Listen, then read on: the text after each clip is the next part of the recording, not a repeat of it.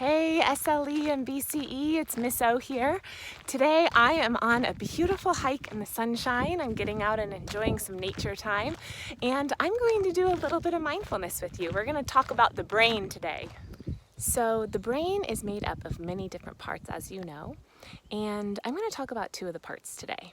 So let's pretend this is your brain. This right here is the prefrontal cortex, the front of your brain. That's where all of your rational choices are made from. When you're thinking through something you're working on, you're making decisions about what's best for you, and you're communicating your needs. There's another part of the brain, amygdala. The amygdala is the fight, flight, or freeze section of the brain, which some of you are familiar with as the reptile brain. So that's our less evolved brain, and it's really, really small. And what happens when we get really angry, frustrated, mad, or sad is our prefrontal cortex stops working and we start using our reptilian brain, a really, really small part of our brain that is in charge of fight, flight, or freeze, just like an animal does when they're in danger. And yes, as humans, we are animals. That's right. But we don't have to act from our animal brain. We're a little bit more evolved than that. As we've evolved, we developed a higher functioning part of our brain that I told you is called the prefrontal cortex. So even if we feel like we're in danger or something is really disrupting our happiness or making us feel frustrated, we can recognize that our lid is being flipped. That's what I call lid is being flipped, is when your prefrontal cortex is no longer being activated because you're so afraid and you have to use your small part. Even though that part might get activated, you can actually close your lid, take a pause, take some breaths, use your mindfulness tools, recenter, and then respond from that place of rational decision making instead of running away, shutting down, or yelling and fighting back. So that's the part of the brain, the prefrontal cortex, that mindfulness helps us strengthen.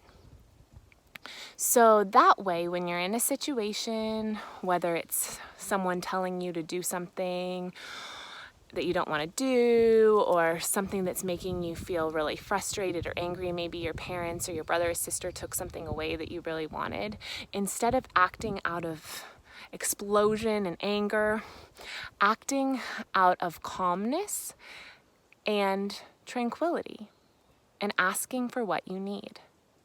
Mindfulness allows us to take a pause, come back to that more evolved part of the brain, and communicate gently what we need.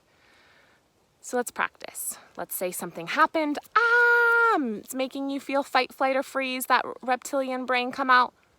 Okay, take a big deep breath.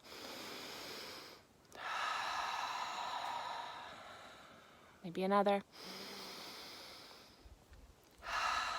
Until you're ready to communicate calmly what you need. So, for example, I need to talk to you for a minute, and I need some listening, and I need some presence. I need some respect.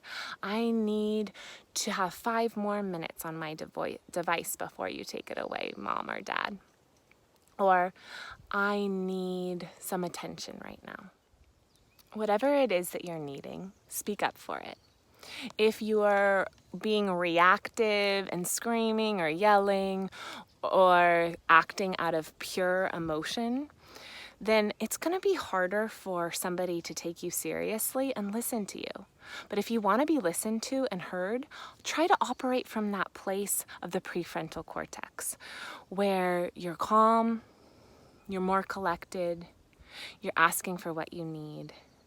And you can also state the way you feel. You know, it's okay to say, I feel really frustrated when you take away my device, or I feel really frustrated when I don't get what I want right away. It's okay to say those big feelings.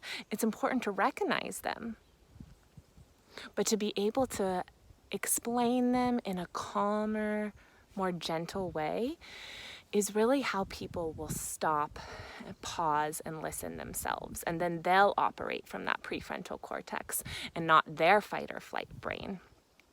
So think about this. Do you want to act like a human being that has an evolved brain? Or do you want to act like a lizard that's running away from danger, or shutting down, or fighting?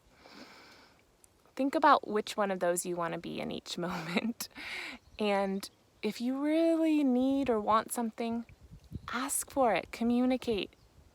That's what I'm here to teach you about today, okay? Mindfulness is the way to help pause, calm down, check in with yourself about what you need, and then communicate it. Okay? Let's do a few minute sit right now. I'm in beautiful park in nature. One of my favorite mindfulness activities is to just meditate in nature. Get outside where the sun's beating down on me and just breathe. Just smell all of the wonderful smells around me, hear anything that's going in the background, and just still my body. Just like these beautiful trees are so still. They have so much to teach us. Okay? All right, join me.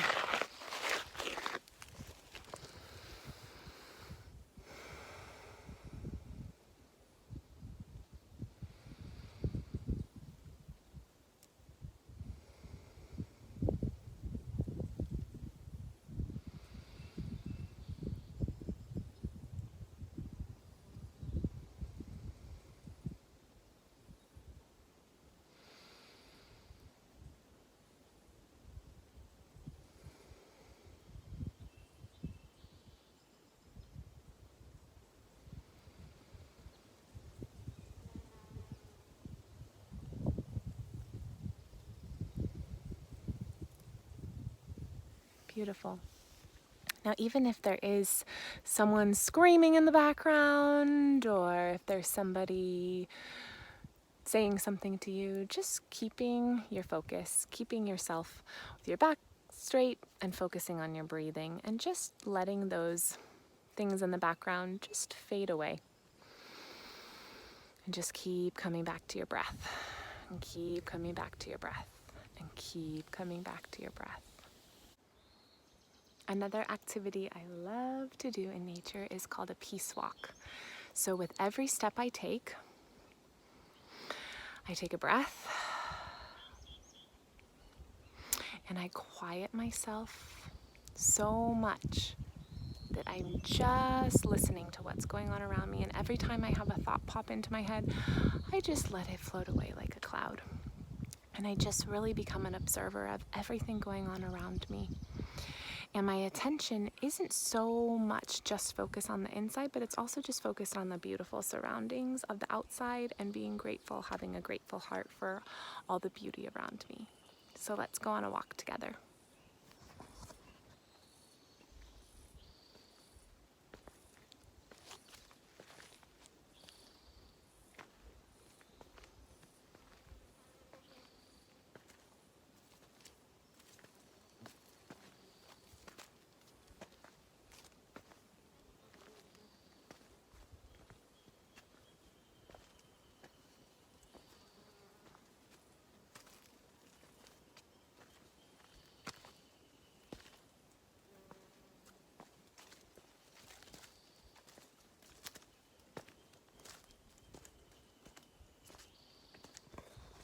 Do you have a favorite trail you like? Can you practice a mindfulness peace walk on there? That would be awesome. Wow, I'm noticing so many more things than I wouldn't notice if I was chatting or not tuning my awareness to what's going on around me. I hear so many birds. All right, have fun with your nature hike, your peace walk. And one more thing.